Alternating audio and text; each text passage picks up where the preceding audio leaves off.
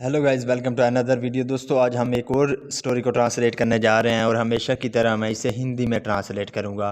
तो इस वीडियो का जो टाइटल है वो है the hermits loss and gain. The hermits law, यहाँ पे अपोस्ट्रोफी एस है जो कि की का मतलब देता है और हर्मिट कहते हैं साधु को। तो साधु का लॉस यानी कि नुकसान एंड गेन, गेन कहते हैं नफ़ा को। तो इसका क्या मतलब हुआ, साधु का नफ़ा या नुकसान।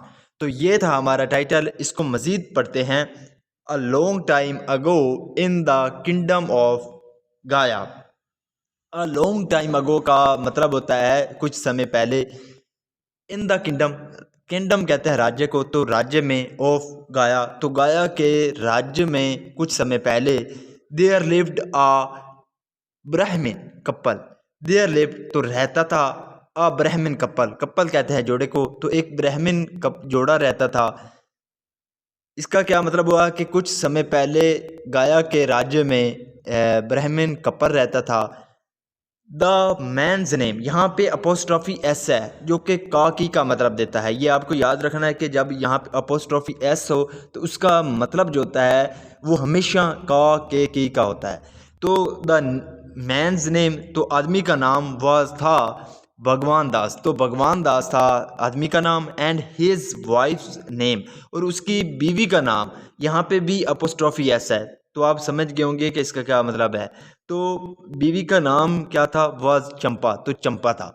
तो यानी कि क्या मतलब हुआ, द मैंस नेम वाज भगवान दास, के आदमी का नाम भगवान दास था। And his wife name was Champa, और उसकी बीवी का नाम चंपा था।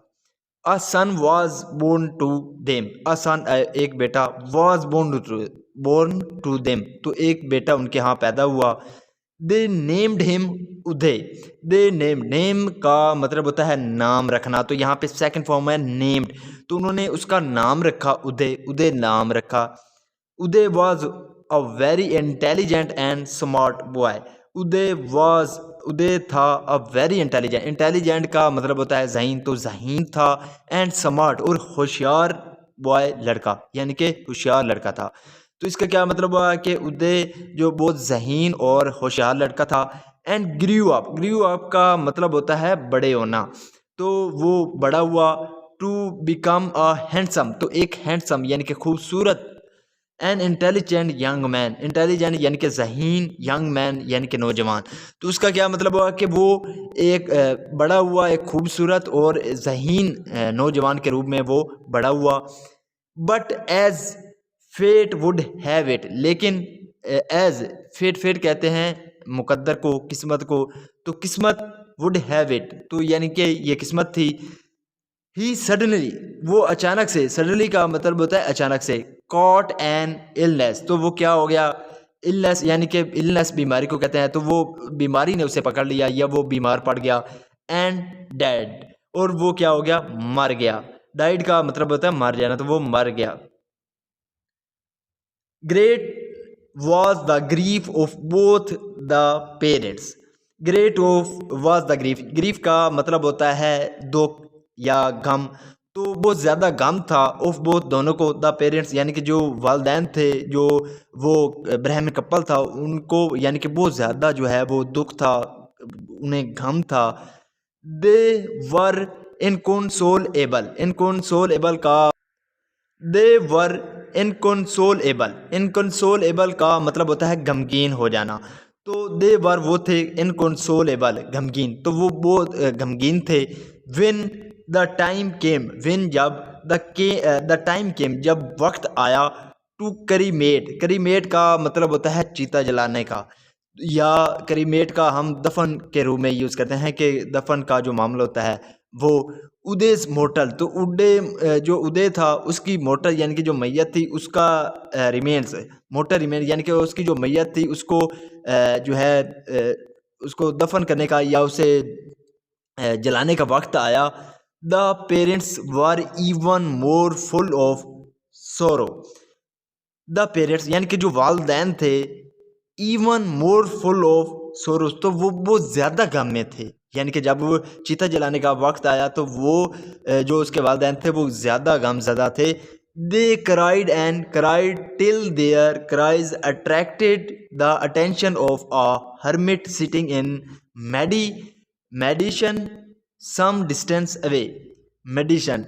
They cried का मतलब होता है चलाना, तो यहाँ पे सेकंड फॉर्म का यूज़ किया गया है cried, तो वो चलाए and cried और चलाए till तब तक देयर क्राइज उनकी चीखें, क्राइज का मतलब होता है चीखें, तो उनकी चीखें अट्रैक्टेड, तो उन्होंने क्या किया, अट्रैक्ट किया, खींचा, द अटेंशन तवज्जो को, ऑफ अ हर्मिट एक साधु की, सीटिंग जो बैठा हुआ था, इन मेडिटेशन ध्यान में, मेडिटेशन कहते हैं ध्यान को, मेडिटेशन में बैठा हुआ था, सम डिस्टेंस अवे कुछ दूरी पर।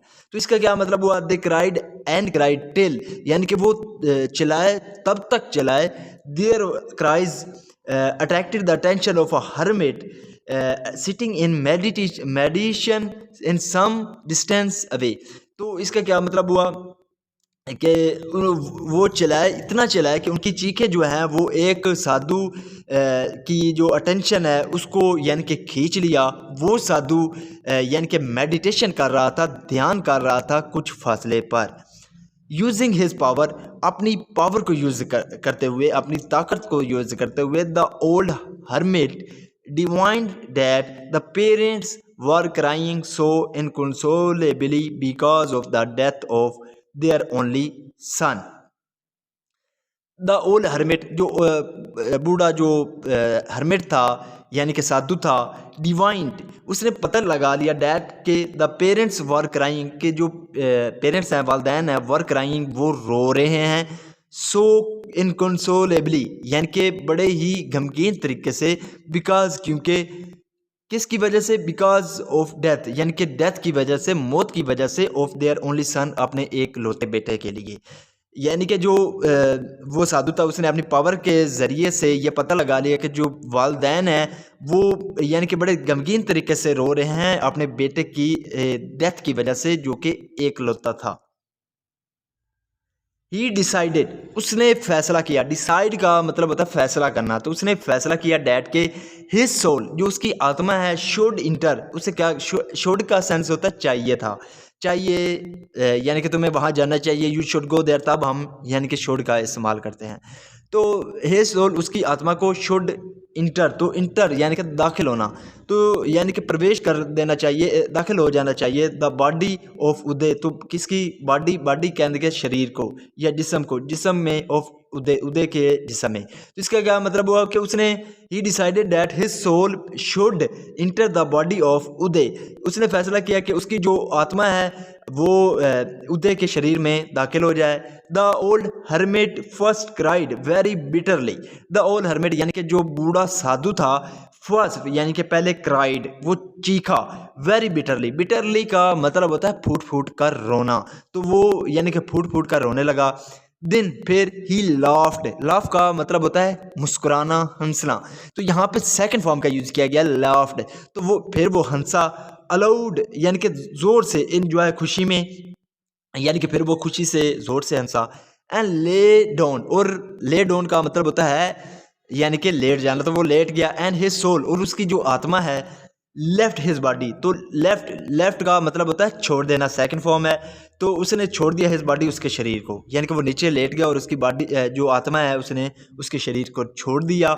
Great was the joy of Bhagwan Das and Champa when they saw their son Uday getting up as if from deep sleep. यहाँ तक देखते हैं, ग्रेट वॉज द जॉय, तो यानी कि ग्रेट वॉज द जॉय यानी कि बहुत ज़्यादा खुशी थी, ऑफ भगवान दास एंड चंपा, भगवान दास और चंपा को बहुत ज़्यादा खुशी थी। विन दे सॉ, जब उन्होंने देखा, सी का मतलब होता है देखना, यहाँ पे सेकंड फॉर्म का यूज़ किया गया है सॉ, तो उन्होंने देखा देयर सन अपने बेटे को, उदय यानी कि उदय को देखा, गेटिंग अप उठते हुए, एज जैसे, if from a deep sleep जैसे कि वो यानी कि गहरी नींद से उठ रहा हो। इसका क्या मतलब हुआ कि जो भगवान दास था और चंपा था उसकी खुशी की इंतहा ना रही, उसकी उनकी खुशी बहुत ज़्यादा थी जब उन्होंने अपने बेटे उदय को उठते हुए देखा जैसे कि वो गहरी नींद से उठ रहा हो। Everyone watching was filled with awe, everyone हर कोई, वाचिंग यानी कि देख रहा था, वॉज फिल्ड, यानी कि वो क्या थे, फिल्ड, भर गए थे विद ऑ का मतलब होता है डर, तो वो डर से क्या हो गए थे, भर गए थे। टू भगवान दास एंड चंपा, यानी कि टू यानी कि भगवान दास एंड चंपा, भगवान दास और चंपा को, who did not really know, who जो डिड नॉट रियली नो, जो वाकई नहीं जानते थे, व्हाट हैपेंड, कि क्या हुआ है। It was a God sent blessing, it was a God, तो ये गॉड की क्या थी, सेंट, भेजी हुई, ब्लेसिंग, ब्लेसिंग का मतलब होता है रहमत, तो ये गॉड की भेजी हुई रहमत थी।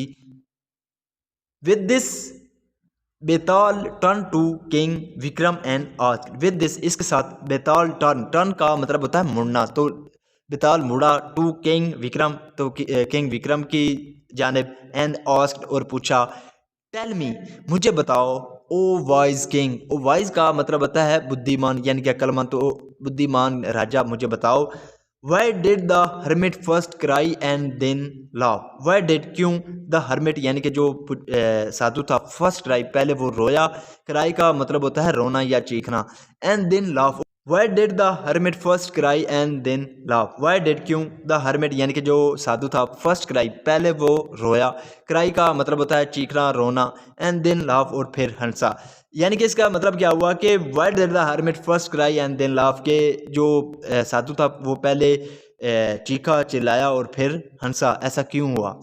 King Vikram answered, king Vikram, जो राजा विक्रम है, उन्होंने क्या किया, आंसर्ड, जवाब दिया, the hermit first cried, the hermit यानी कि जो साधु था, फर्स्ट क्राइड, वो पहले रोया, बिकॉज, क्योंकि, हिज सोल, जो उसकी सोल है, आत्मा है, वॉज टू विकेट, तो उसे क्या करना था, विकेट करना था, विकेट का मतलब होता है खाली करना, तो उसे खाली करना था, बॉडी, एक जिस्म को, एक शरीर को खाली करना था, दैट हैड बीन बेरिंग, जो कि बेरिंग, बेयर का मतलब होता है बर्दाश्त करना, जो कि बर्दाश्त कर रही थी, इट, इसे, फॉर सो मैनी ईयर, यानी कि बहुत सालों से वो इसे क्या कर रही थी, बर्दाश्त कर रही थी।